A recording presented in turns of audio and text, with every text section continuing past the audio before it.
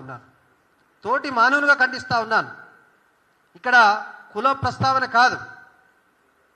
ఒకవేళ గిరీష్ అనేటటువంటి వ్యక్తి తప్పు చేస్తే మీరు న్యాయం ఉంది, ధర్మం ఉంది, శిక్షలు ఉంటాయి, చట్టాలు ఉంటాయి, వాటిని మీరు ఉపయోగించి ఏమైనా చేయవచ్చు. లేదా ఒకవేళ ఇంత మీకు కక్ష ఉంటే అతనిని మీరు వ్యక్తిగతంగా ఏమైనా చేయవచ్చు. దానికి ఎవరు కూడా పెద్ద పట్టించుకునే వాళ్ళు కాదు.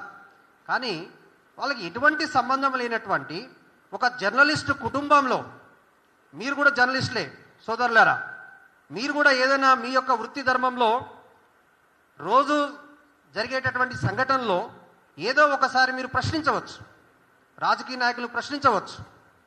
అప్పుడు ప్రశ్నిస్తే అది దానికి విమర్శ ఉండాలి, లేదా ప్రశ్నకు సమాధానం ఉండాలి. ఇంకా ఎక్కువ అయిపోతే దానికి డిఫమేషన్ ఏదోటటువంటి చట్టాలను ఉపయోగించి వాళ్ళని శిక్షించాలి తప్ప ఇట్లా ఎవరు మాట్లాడితే వాళ్ళ ఇంటి మీదకి వచ్చి అమానవీయంగా, అమానుషంగా కొట్టడాన్ని ఇక్కడ మేము జీర్ణించుకోలేకపోతా ఉన్నాం.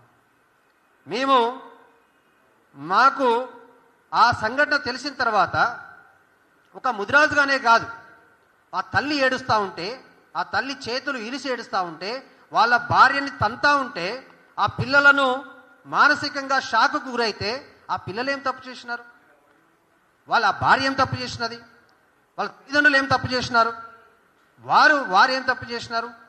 మీరు 11 గంటలకు, ఒకవేళ నేను చెప్తా ఉన్నాను, నేను ఒక ముదిరాజు బిడ్డగా, ముదిరాజు లీడర్గా కూడా చెప్తా ఉన్నాను, నిజంగా గిరీషు ఆడపిల్లల మీద ఏమైనా అసభ్యమైనటువంటి పదజాలాన్ని ఉపయోగిస్తే మాకు ఆధారాలు ఇవ్వండి, మేమే చెప్పుతో కొడతాం.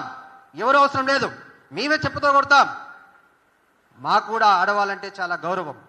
అత్యంత మహిళలు ఉన్నటువంటి కులం కూడా ముదిరాజులదే, అత్యంత ఎక్కువ యువత ఉన్నటువంటిది కూడా ముదిరాజులదే. ఇటువంటి దాన్ని వదిలిపెట్టి మీరు ఒక్కడు దొరికిండే అని, ఒక్కడు దొరికితే 100 మంది పడితే ఏమైనా చేయవచ్చండి. అది చాలా దుర్మార్గమైనటువంటి చర్య, అది దుశ్చర్యగా మేము భావిస్తూ ఉన్నాం. అంతేకాకుండా ఇంకొక వర్షన్ తీసుకొచ్చినారు.